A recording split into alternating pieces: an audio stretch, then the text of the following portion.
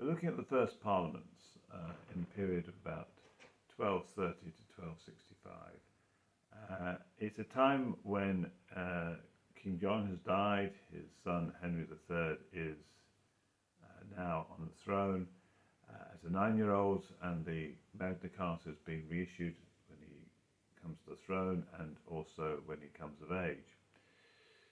The central question here, which we're looking at from the AQA History GCSE Pound the People unit, is this: how to control the king.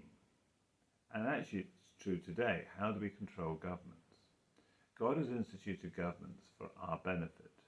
All authority comes from God because we live in a fallen world and we need to have protection from each other.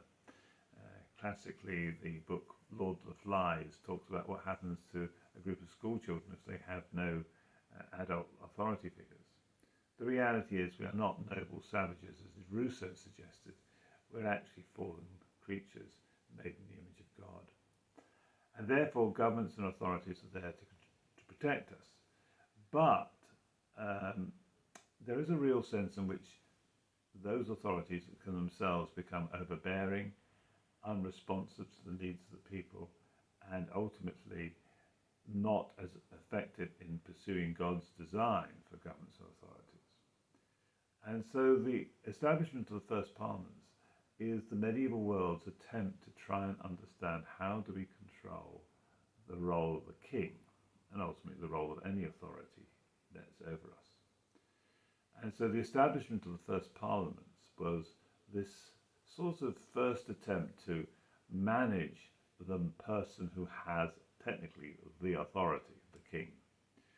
And it's quite interesting to see how they go about it. And it isn't just a one-off, it's a process, because Henry appears to be ruling in a capricious way, in the same way that his father was. And so the barons insist that he's accountable to them. And increasingly, because the need to tax becomes more evident, it is felt necessary to include the commons as well, people who are not barons. And this is how we begin to develop the system of government we have today. We have the king, you have the House of Lords with the bishops, and you have the commons, the people who are not nobles. These are often knights or delegates from the counties. And Simon de Montfort's famous for establishing the first of such parliaments, but they are continued by Edward I because they are considered important for this whole role. Well, thank you for listening.